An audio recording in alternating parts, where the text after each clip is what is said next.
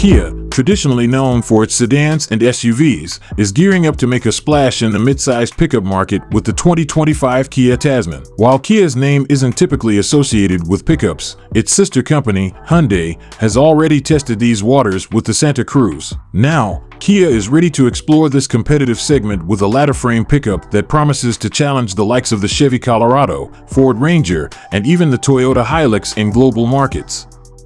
The Kia Tasman is designed to be a versatile, mid-sized pickup with its sights set on various markets, including South Africa, Australia, and the Middle East. But don't rule out a broader release. Although Kia hasn't confirmed a US launch, they've been spotted testing the Tasman in California, hinting at the possibility. The challenge for Kia is navigating the 25% chicken tax, which could lead to a higher MSRP if the truck isn't produced domestically.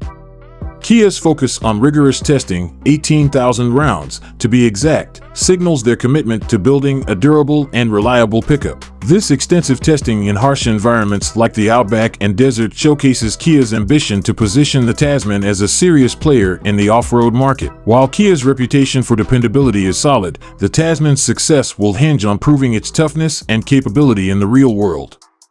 Under the hood, the Tasman is likely to start with a 2.5-liter four-cylinder engine, a choice driven by global efficiency standards. However, if the Tasman makes it to the US, a 3.8-liter V6, borrowed from the Kia Telluride, could be in the cards, offering more power and versatility.